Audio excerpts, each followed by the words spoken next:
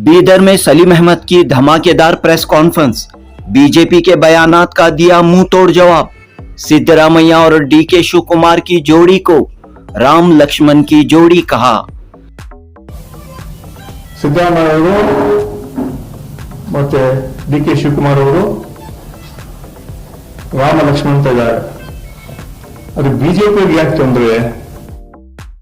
Legislative council के chief whip MLC Salim Ahmed ने 4 दिसंबर बरोज जुमेरात को बीदर के प्रेस क्लब में मीडिया से खिताब किया। सलीम अहमद ने कहा कि बीजेपी की तरह कांग्रेस किसी एक आदमी की पार्टी नहीं है।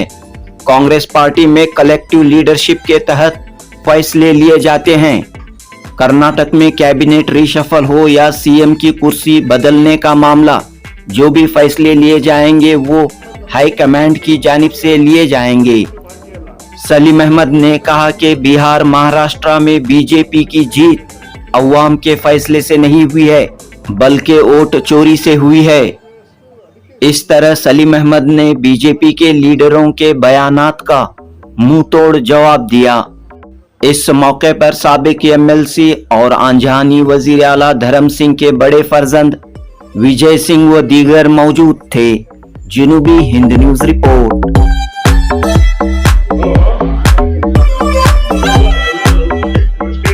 ಸಿದ್ದರಾಮಯ್ಯ ಅವರ ಮತ್ತೆ D K Shivakumar breakfast meeting ಏನಾಗಿದೆ, ಬಿಜೆಪಿ ಜೆಡಿಎಸ್ ಅವರಿಗೆ ಕಪಾಳ ಮೋಕ್ಷ ಅಂತ ಹೇಳಿದೆ. ಯಾಕಂತ ಹೇಳಿದ್ರೆ ಇವತ್ತು ಸರ್ಕಾರ ಬಿದ್ದೋಗತ್ತೆ, ನಾಳೆ ಬಿದ್ದೋಗತ್ತೆ, ಅವ್ರ ಪಕ್ಷ ಡಿವೈಡ್ ಆಗತ್ತೆ ಅಂತ. ಕಾಂಗ್ರೆಸ್ ಪಕ್ಷ ಯಾವತ್ತೂ ಏನಾಗೋದಿಲ್ಲ. ನಮ್ದು ಇರೋದು ಹೈಕಮಾಂಡ್ ಪಕ್ಷ. ನಿಮ್ಗೆ ಯಾಕೆ ಬ್ರೇಕ್ಫಾಸ್ಟ್ ಮಾಡೋದು ತೊಂದ್ರೆ? ಸಿದ್ದರಾಮಯ್ಯ ಅವರು ಮತ್ತೆ ಡಿ ಕೆ ಶಿವಕುಮಾರ್ ಅವರು ರಾಮ ಲಕ್ಷ್ಮಣ ಅಂತ ಇದ್ದಾರೆ. ಅದು ಬಿಜೆಪಿಯವ್ರಿಗೆ ಯಾಕೆ ತೊಂದ್ರೆ? ನಾವು ಬ್ರೇಕ್ಫಾಸ್ಟ್ ಆದ್ರೂ ಮಾಡ್ಕೊಳ್ತೀವಿ, ಲಂಚ್ ಆದ್ರೂ ಮಾಡ್ತೀವಿ, ಡಿನ್ನರ್ ಆದ್ರೂ ಮಾಡ್ಕೊಳ್ತೀವಿ. ಈ ರಾಜ್ಯವನ್ನ ಸರ್ವ ಜನಾಂಗದ ಶಾಂತಿಯ ತೋಟ ಮಾಡ್ತೀವಿ ನಾವು. ನಮ್ಮಲ್ಲಿ ಸಣ್ಣ ಪುಟ್ಟ ಡಿನ್ನರ್ ಇರ್ಬೋದು, ಆದ್ರೆ ಅದನ್ನ ಸರಿ ಮಾಡ್ಲಿಕ್ಕೆ ಪಕ್ಷದ ವರಿಷ್ಠ ಹೈಕಮಾಂಡ್ ಇದ್ದಾರೆ. ಅದರಿಂದ ಬಿಜೆಪಿಯವರು ನಿಮ್ಮ ಕರ್ತವ್ಯಗಳನ್ನು ನೀವು ಮಾಡಿ, ಮೋಸ್ಟಲ್ಲಿ ಕಲ್ಲು ಹುಡುಕುವಂತ ಕೆಲಸ ಬಿಜೆಪಿ ಮಾಡಬೇಡಿ. ಸರ್ಕಾರದ ಒಳ್ಳೆ ಕಾರ್ಯಕ್ರಮಕ್ಕೆ ತಾವು ಸ್ಪಂದಿಸಿ ಸಹಾಯ ಮಾಡಿ. ನಮ್ಮಲ್ಲಿ ಯಾವುದೇ ಭಿನ್ನತೆ ಇಲ್ಲ, ನಾವೆಲ್ಲ ಒಟ್ಟೇಗಿದ್ದೀವಿ, ಒಟ್ಟಾಗಿ ಇರ್ತೀವಿ. ನಾವು ಕಾಂಗ್ರೆಸ್ ಪಕ್ಷ ಅಂತ ಹೇಳಿದ್ರೆ ಒಂದು ನಮ್ಮಲ್ಲಿ ಆದ್ರೆ ಪ್ರಜಾಪ್ರಭುತ್ವ ವ್ಯವಸ್ಥೆಯಲ್ಲಿ ನಮ್ಮಲ್ಲಿ ಮಾತಾಡುವಂತ ಶಕ್ತಿ ಇದೆ. ಆ ಶಕ್ತಿಯನ್ನು ಕಾಂಗ್ರೆಸ್ ಪಕ್ಷದಲ್ಲಿ ನಮ್ಗೆ ಕೊಟ್ಟಿದ್ದಾರೆ. ಆದ್ರೆ ಭಾರತೀಯ ಜನತಾ ಪಾರ್ಟಿ ತರ ಅಲ್ಲ. ನರೇಂದ್ರ ಮೋದಿ ಸ್ವಲ್ಪ ಹೇಳಿಬಿಟ್ರೆ ಬಾಯಿ ಟೇಪ್ ಹಾಕೊಂಡು ಕೂತ್ಕೋಬೇಕು. ಅದು ಹಿಟ್ಲರ್ ಶಾಹಿ ನರೇಂದ್ರ ಮೋದಿ ಅವ್ರದ್ದು. ನಮ್ಮಲ್ಲಿ ಡೆಮಾಕ್ರಸಿ ಇದೆ, ಇವತ್ತು ಕೂಡ ಇದೆ. ಇವತ್ತು ಸನ್ಮಾನ್ಯ ಮಲ್ಲಿಕಾರ್ಜುನ್ ಖರ್ಗೆ ಅವರು ಒಂದು ಹೇಳಿದ್ರು, ನಾನು ಹೈಕಮಾಂಡ್ ಮಾತಾಡ್ತೀನಿ ಅಂತ ಹೇಳಿದ್ರು. ಅದಕ್ಕೆ ಟೀಕೆ ಮಾಡಿದ್ರು. ಎಲ್ಲ ನೀವಲ್ಲ ಟೀಕೆ ಮಾಡಿದ್ರು, ಅವರೇ ಅಧ್ಯಕ್ಷರು ಹೈಕಮಾಂಡ್ ಅಂತ ಹೇಳ್ತಾರಂತ. ನಮ್ಮಲ್ಲಿ ಹೈಕಮಾಂಡ್ ಅಂತ ಹೇಳಿದ್ರೆ ಖರ್ಗೆ ಸಾಹೇಬ್ರು, ಸೋನಿಯಾ ಗಾಂಧಿ ಅವರು, ರಾಹುಲ್ ಗಾಂಧಿ ಅವರು ಮತ್ತೆ ಎಸಿಸಿ ಹಿರಿಯ ಮುಖಂಡರು, ಅದು ಹೈಕಮಾಂಡ್. ಬಿಜೆಪಿ ತರ ಬೈ ನರೇಂದ್ರ ಮೋದಿ ಅಮಿತ್ ಶಾ ಅಲ್ಲ ನಮ್ದು. ನಮ್ಮಲ್ಲಿ ಡೆಮಾಕ್ರಸಿ ಇದೆ, ಚರ್ಚೆ ಆಗತ್ತೆ, ಚಿಂತನೆ ಮಾಡ್ತೀವಿ. ಅದರಿಂದ ನಮ್ಮ ಪಕ್ಷದಲ್ಲಿ ಈಗಾಗಲೇ ಎಲ್ಲ ಮುಖಂಡರು ಹೇಳಿದ್ದಾರೆ ಹೈಕಮಾಂಡ್ ತೀರ್ಮಾನ ಅಂತಿಮ ಅಂತ. ಅಲ್ಲಿಗೆ ಮುಗೀತು. ಇನ್ನೇನಾದ್ರು ಉತ್ತರ ಬೇಕಾದ್ರೆ 8ನೇ ತಾರೀಕು ಅಸೆಂಬ್ಲಿ ಇರ್ತೀವಲ್ಲ, ಅವ್ರಿಗೆ ನಾವು ಉತ್ತರ ಕೇಳಿ ನಾವು ಉತ್ತರ ಕೊಡ್ತೀವಿ. ನೀವು ಹೇಳ್ತೀರಾ? ಯಾವ ಕ್ರಾಂತಿ ನೀವಿಲ್ಲ ನಮ್ಮಲ್ಲಿ. ಈಗಾಗಲೇ ನಮ್ದು ಇರೋದೀಗ ರಾಜ್ಯ ಜನರಿಗೆ ಸೆಷನ್ ಅಲ್ಲಿ ನಾವು ಈ ರಾಜ್ಯ ಜನರಿಗೆ ನಾವು ಮಾಡಂತಹ ಕೆಲಸ, ನಮ್ಮ ರಿಪೋರ್ಟ್ ಕಾರ್ಡ್ ರಾಜ್ಯ ಜನರು, ನಾವೆಲ್ಲ ಕಾಂಗ್ರೆಸ್ನವರು, ನಮ್ಗೆ ಟಿಕೆಟ್ ಕೊಟ್ಟಿರೋದು ಕಾಂಗ್ರೆಸ್ ಹೈಕಮಾಂಡ್. ಸೊ ನಾವು ಇವಾಗಲ್ಲ, 140 ವರ್ಷ ಇದೆ ನಮ್ಮ ಪಾರ್ಟಿ. ಇವಾಗ ಯಾವಾಗಲೂ ಕೂಡ ಅಂತಿಮವಾಗಿ ಹೈಕಮಾಂಡ್ ತೀರ್ಮಾನ ತಗೊಳ್ಳೋದು. ಯಾರಿಗೆ ಮುಖ್ಯಮಂತ್ರಿ ಮಾಡಬೇಕು, ಯಾರಿಗೆ ಮಂತ್ರಿ ಮಾಡಬೇಕು, ಯಾರಿಗೆ ಟಿಕೆಟ್ ಕೊಡಬೇಕು, ಅಂತಿಮವಾಗಿ ಅಲ್ಲಲ್ಲ. ನಮ್ಮ ಲೀಗಲ್ ಪಾರ್ಟಿ, ಲೋಕಲ್ ಪಾರ್ಟಿ ಅಲ್ಲ, ನರೇಂದ್ರ ಮೋದಿ ಪಾರ್ಟಿ ಅಲ್ಲ. ಮೋದಿ ಹೇಳಿದ ಎಲ್ಲ ಮುಗೀತು ಅಲ್ಲಿಗೆ. ಸೊ ನಮ್ಮ ಪಾರ್ಟಿಯಲ್ಲಿ ನಾನು 2ನೇ ಬಾರಿ ಹೇಳ್ತೇನೆ ನಿಮ್ಗೆ, ನಮ್ಮಲ್ಲಿ ಒಂದು ಹೈಕಮಾಂಡ್ ಇದೆ. ಎಲ್ಲ ಅವರ ಭಾವನೆಗಳು ಹೇಳ್ತಾರೆ, ಇಲ್ಲ ಅಂತಲ್ಲ.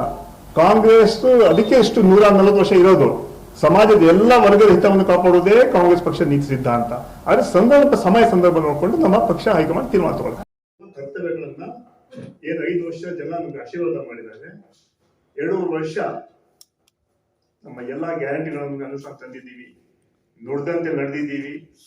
ಸರ್ವರಿಗೂ ಸಮಪಾಲು ಇದು ನಮ್ಮ ಸಂಕಲ್ಪ. ಈ ರಾಜ್ಯವನ್ನ ಸರ್ವ ಜನಾಂಗದ ಶಾಂತಿಯ ತೋಟ ಮಾಡ್ತೀವಿ ನಾವು.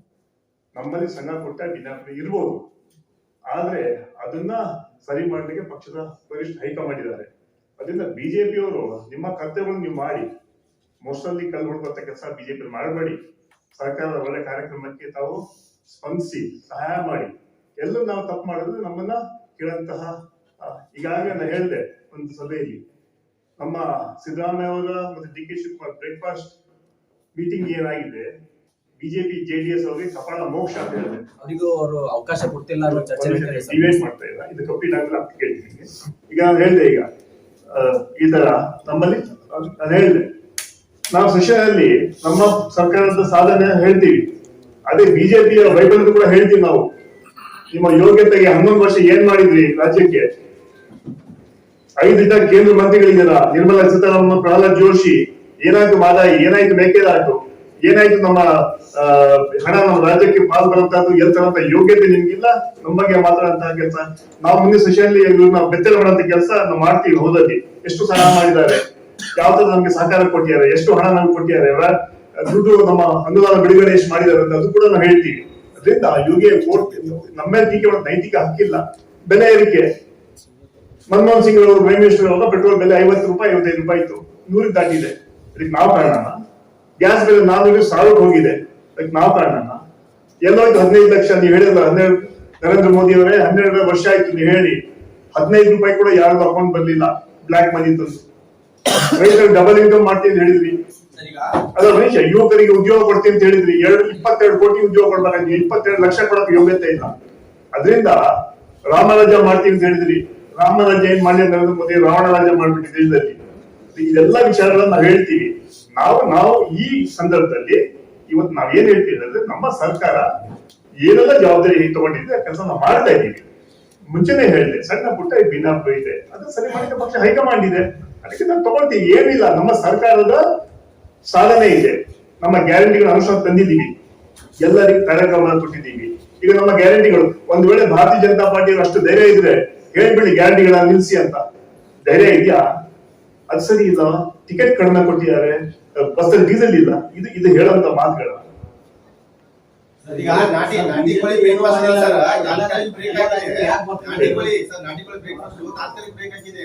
ಹನುಮ ಜಯಂತಿ ದಿನ ಮಾಂಸ ಸೇವನೆ ಮಾಡ್ರಿ ಅಂತ ಹೇಳ್ತಿದ್ದಾರೆ ಸರ್.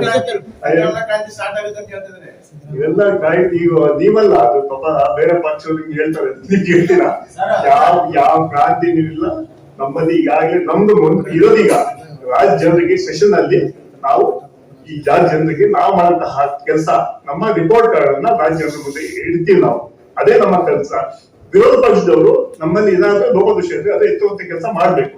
ಹೋದ್ ಸೆಷನ್ ಅಲ್ಲಿ ನಾವು ನೋಡಿದ್ವಿ, ದಿನ ಬೆಳಗಾಗ ಪ್ರೊಟೆಸ್ಟ್, ದಿನ ಬೆಳಗ ಧರಣ, ದಿನ ಬೆಳಗ ವಾಕೌಟ್, ಕೋಟ್ಯಾಂತರ ರೂಪಾಯಿ ಖರ್ಚು ಮಾಡಿ ಸದನ ಮಾಡೋದು, ಚರ್ಚೆ ಮಾಡೋದಕ್ಕೆ, ನಮ್ಮ ವಿಧೇಯಕಗಳನ್ನ ಪಾಸ್ ಮಾಡಕ್ಕೆ. ವಿಧೇಯಕಗಳನ್ನ ಬೇಕಂತ ಬೀಳ್ತಾರೆ, ರಾಜಕೀಯವಾಗಿ ಬೀಳಿಸ್ತಾರೆ ಬೇಕಂತ. ಯಾಕಂದ್ರೆ ನಮ್ಗೆ ಸರ್ಕಾರಕ್ಕೆ ಮುಜುಗರ ತರಬೇಕಂತ. ಇದು ಪ್ರಜಾಪ್ರಭುತ್ವ ವ್ಯವಸ್ಥೆ ಒಳ್ಳೇದಲ್ಲ. ಅದು ಒಳ್ಳೆ ವಿಧೇಯಕಗಳಲ್ಲಿ ಸದನ ಇರೋದೇ ವಿಧೇಯಕಗಳು ಪಾಸ್ ಮಾಡಕ್ಕೆ, ಆದ್ರೆ ಅದನ್ನ ಬಿಟ್ಟು ಬೇರೆಲ್ಲ ಕೆಲಸ ಮಾಡ್ತಾರೆ. ಅದರಿಂದ ಈ ಸದನದಲ್ಲಿ ನಾವು ಅವ್ರಿಗೆ ಏನೆಲ್ಲ ಕೇಳಬೇಕು. ಇವತ್ತು ಏನಾದ್ರು ತಿಂಡಿ ಬಗ್ಗೆ ಇರ್ಬೋದು ಅಥವಾ ಇಡ್ಲಿ ಬಗ್ಗೆ ಇರ್ಬೋದು, ಬೇಕಾದ್ರೆ ಅದು ಕೂಡ ಕೇಳಿ. ಅದಕ್ಕೆ ನಮ್ಮಲ್ಲಿ ಯಾವ ಕ್ರಾಂತಿನೂ ಇಲ್ಲ ಸದ್ಯಕ್ಕೆ. ನಮ್ಮಲ್ಲಿ ಈಗ ನಮ್ಮ ಸದನ ಈಗಾಗಲೇ ಮುಖ್ಯಮಂತ್ರಿಗಳು, ಡೆಪ್ಟಿ ಚೀಫ್ ಮಿನಿಸ್ಟರ್ ಈಗಾಗಲೇ ಹೇಳಿದ್ದಾರೆ. ಈಗಾಗಲೇ ನಾವು ನಮ್ಮ ಮುಂದಿನ 20ನೇ ತಾರೀಕು ನಮ್ಮ ಸೆಷನ್ ಇರುತ್ತೆ.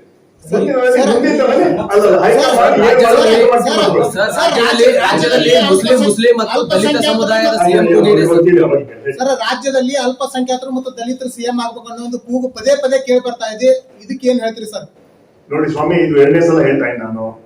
ನಮ್ಮಲ್ಲಿ ಪಕ್ಷ ಹೈಕಮಾಂಡ್ ಅಂತ ಇದೆ. ಹೈಕಮಾಂಡ್ ತೀರ್ಮಾನ ಅಂತಿಮ. ಯಾಕಂದ್ರೆ ಪಕ್ಷ ಏನಿರುತ್ತೆ ಅದೆಲ್ಲ ಚರ್ಚೆ ಮಾಡಿ, ನಮ್ಮಲ್ಲಿ ಎಲ್ಲ ನಾಯಕರು ಚರ್ಚೆ ಮಾಡಿ ಅಂತಿಮವಾಗಿ ಯಾವ ಸಮುದಾಯಕ್ಕೂ ನಮ್ಮ ಕಾಂಗ್ರೆಸ್ ನಮ್ಮ ಕಾಂಗ್ರೆಸ್ ಅಲ್ಲಿ ಯಾವತ್ತೂ ಅನ್ಯಾಯ ಆಗಿಲ್ಲ. ಈಗ ಖರ್ಗೆ ಅವ್ರು ಹಾಕ್ಬೇಕನ್ನೋದೈತಿ, ಜಿ ಪರಮೇಶ್ವರ್ ಅವರು, ಸತೀಶ್ ಜಾರಕಿಹೊಳಿ ಅವ್ರು ನಾವ್ ಹಾಕ್ಬೇಕನ್ನೋದೈತಿ. ಮತ್ತೆ ಒಂದ್ ಕಡೆ ಅಲ್ಪಸಂಖ್ಯಾತರು ಕೂಡ ನಮ್ನು ಮಾಡ್ರಿ ಅನ್ನೋ ಒಂದು ಒತ್ತಾಯಗಳು ಪದೇ ಪದೇ ಕೇಳಿ ಬರ್ತವೆ. ಇದಕ್ಕೆ ಏನ್ ಹೇಳ್ತಾರೆ ಸರ್? ಹೈಕಮಾಂಡ್ ನಿರ್ಧಾರ ಮಾಡುತ್ತೆ, ಆದ್ರೆ ಯಾವಾಗ ಸಿಎಂ ಮಾಡೋದಂತ ಇವ್ರನ್ನೆಲ್ಲ. ನಾವೆಲ್ಲ ಕಾಂಗ್ರೆಸ್, ನಮ್ಗೆ ಟಿಕೆಟ್ ಕೊಟ್ಟಿದ್ರು ಕಾಂಗ್ರೆಸ್ ಹೈಕಮಾಂಡ್. ಸೊ ನಾವು ಇವಾಗಲ್ಲ, 140 ವರ್ಷ ಇದೆ ನಮ್ಮ ಪಾರ್ಟಿ. ಇವಾಗ ಯಾವಾಗಲೂ ಕೂಡ ಅಂತಿಮವಾಗಿ ಹೈಕಮಾಂಡ್ ತೀರ್ಮಾನ ತಗೊಳ್ಳೋದು. ಯಾರಿಗೆ ಮುಖ್ಯಮಂತ್ರಿ ಮಾಡ್ಬೇಕು, ಯಾರಿಗೆ ಮಂತ್ರಿ ಮಾಡ್ಬೇಕು, ಯಾರಿಗೆ ಟಿಕೆಟ್ ಕೊಡ್ಬೇಕು. ನಮ್ಮ ಲೀಗಲ್ ಪಾರ್ಟಿ, ಲೋಕಲ್ ಪಾರ್ಟಿ ಅಲ್ಲ, ನರೇಂದ್ರ ಮೋದಿ ಪಾರ್ಟಿ ಅಲ್ಲ. ಮೋದಿ ಹೇಳಿದ್ರೆ ಎಲ್ಲ ಮುಗೀತಲ್ಲಿಗೆ. ಸೊ ನಮ್ಮ ಪಾರ್ಟಿಯಲ್ಲಿ ಒಂದು ನಾನು 2ನೇ ಬಾರಿ ಹೇಳ್ತೇನೆ ನಿಮಗೆ, ನಮ್ಮಲ್ಲಿ ಒಂದು ಹೈಕಮಾಂಡ್ ಇದೆ, ಎಲ್ಲ ಅವರ ಭಾವನೆ ಹೇಳ್ತಾರೆ, ಇಲ್ಲ ಅಂತಲ್ಲ. ಕಾಂಗ್ರೆಸ್ ಅದಕ್ಕೆ ಎಷ್ಟು 140 ವರ್ಷ ಇರೋದು, ಸಮಾಜದ ಎಲ್ಲಾ ವರ್ಗದ ಹಿತವನ್ನು ಕಾಪಾಡುವುದೇ ಕಾಂಗ್ರೆಸ್ ಪಕ್ಷ ನಿಶ್ಚಿತ ಅಂತ.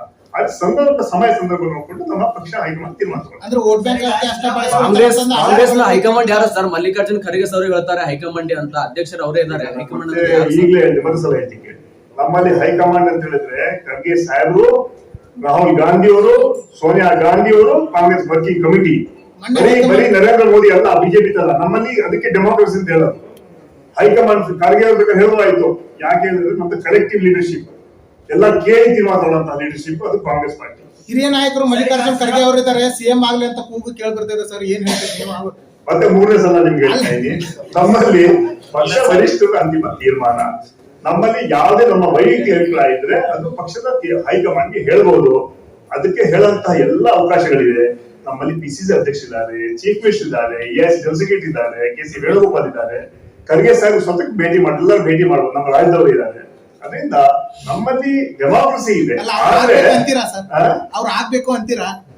ಈಗ ಮತ್ತೆ ನಾನು 5ನೇ ಸಲ ಹೇಳ್ತಾ ಇದ್ದೀನಿ, ಇದು ಅಂತಿಮವಾಗಿ ತೀರ್ಮಾನ ಪಕ್ಷದ ವರಿಷ್ಠರು ಅಂತ. ಸರ್ ನವೆಂಬರ್ 15ಕ್ಕೆ ಏನು ಸಂಪುಟ ವಿಸ್ತರಣೆ ಆಗತ್ತಂದಿದ್ರು, ತಮಗೂ ಕೂಡ ಸಚಿವ ಸ್ಥಾನ ಸಿಗುತ್ತಾನ ಚರ್ಚೆ ಇತ್ತು.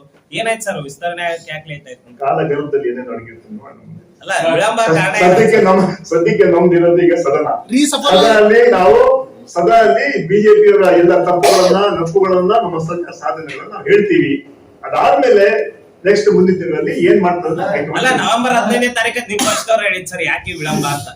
ವಿಳಂಬ ಅಲ್ಲ, ಪಕ್ಷದಲ್ಲಿ ಬಿಜೆಪಿ ಅವರು ಏನು ಮಾಡಿಲ್ಲ ಅಂತೀರಿ, ಎಲ್ಲಾ ರಾಜ್ಯದ ಕಾಂಗ್ರೆಸ್ ಯಾಕೆ ಹೇಳ ಇದೇ ವೋಟ್ ಕಳ್ತನ ಮಾಡಿ ಗೆದ್ದಿರೋದು.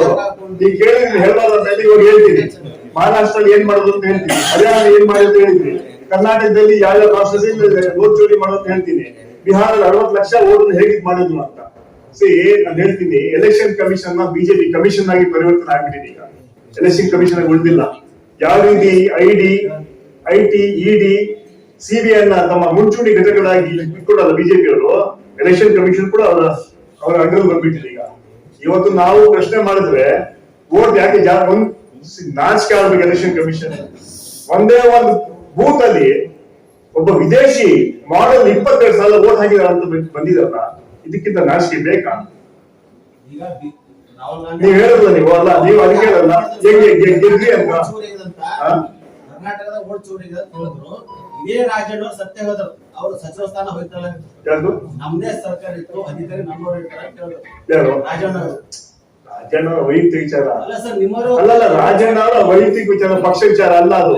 ಪಕ್ಷದ ವಿಚಾರ ಕಾಂಗ್ರೆಸ್ ಅಧ್ಯಕ್ಷ ಹೇಳ್ತಾರೆ. ಮತ್ತೆ ರಾಜೀನಾಮೆ ಪಡೆದ್ರಲ್ಲ ಸರ್, ನಿಮ್ಮವ್ರು ಹೋಗ್ತಾ ಇಲ್ಲ ಸರ್, ಇದು ಆ ಹೇಳಿಕೆ ಬಳಿಕ ನಾವು ರಾಜೀನಾಮೆ ಪಡೆದ್ರಲ್ಲ ಸರ್. ರಾಜಣ್ಣ ಹೋಗ್ತಾ ಇಲ್ಲ ನೋಡಿ, ರಾಜಣ್ಣ ಒಪ್ಪಿಲ್ಲ ಅಂದ್ರೆ ಏನಾಗತ್ತೆ ನೋಡಿ. ರಾಹುಲ್ ಗಾಂಧಿ ಬಂದು ರಾಹುಲ್ ಗಾಂಧಿ ಬಂದು 1 ಲಕ್ಷ ವೋಟ್ ಹೇಗೆ ಕಳ್ತನ ಮಾಡಿದ ಅಂತ ಜಾಹೀರಾತು ಮಾಡಿ ತೋರಿಸಿದ್ದಾರೆ. ತೋರಿಸಿದಂತಿಲ್ಲ.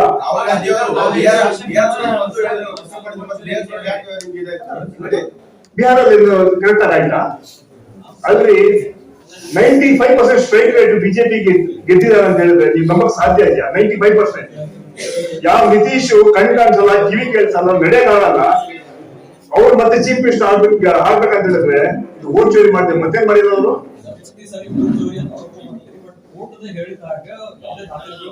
ನೋಡಿ, ಅಲ್ಲಲ್ಲ ವೋಟ್ ದಾಖಲೆ ಇಲ್ಲ. ಏನು ಇವ್ರ ಎಲೆಕ್ಷನ್ ಕಮಿಷನ್ ಕಾಯ್ತಾ ಇದ್ರ? ನಾನ್ ದಾಖಲೆ ಕೊಡಕ್ಕೆ ರಾಜೀನಾಮೆ ಹೋಗ್ಬೇಕು ಅವರು. ಅಲ್ಲ ಏನ್ ನಾವೇನ್ ಈಗ 22 ಜನ ವೋಟ್ ಹಾಕಿದ್ದಾರೆ, ಒಂದ್ ಲೇಡಿ 22. ಅದು ಅಫಿಡವಿಟ್. ಯಾಕೆ ಅಫಿಡವಿಟ್? ಅಲ್ಲ ಅಫಿಡವಿಟ್ ಏನ್ ಅಫಿಡವಿಟ್ ಕೊಡ್ಬೇಕು? ದಾಖಲಾತಿಗಳು ಸರ್, ದಾಖಲಾತಿ ಯಾರು ಇರುತ್ತೆ? ದಾಖಲಾತಿ ಯಾರು ಇರುತ್ತೆ? ಎಲೆಕ್ಷನ್ ಕಮಿಷನ್ ಇರುತ್ತೋ ಇಲ್ಲ ನಮ್ಮ ಇರುತ್ತೋ? ಈಗ ಒಂದು ಬೂತ್ 22 ಸಲ ವೋಟ್ ಒಬ್ಬರು ಮಹಿಳೆಯರು, ವಿದೇಶಿ ಮಹಿಳೆ ವೋಟ್ ಹಾಕ್ತಾರೆ ಅಂತ ಹೇಳಿದ್ರೆ ಎಲೆಕ್ಷನ್ ಕಮಿಷನ್ ಜೀವಂತವಾಗಿದೆಯಾ? ದೇಶದಲ್ಲಿ ಜೀವಂತವಾಗಿದೆಯಾ election commission? Vijay Singh sir ಮಾತಾಡ್ತಾರೆ. ವಿಜಯ್ ಸಿಂಗ್ ಆಮೇಲೆ ಮಾಡಿ ಕಾರ್ಯಕ್ರಮದ ಕಾರ್ಯಕ್ರಮ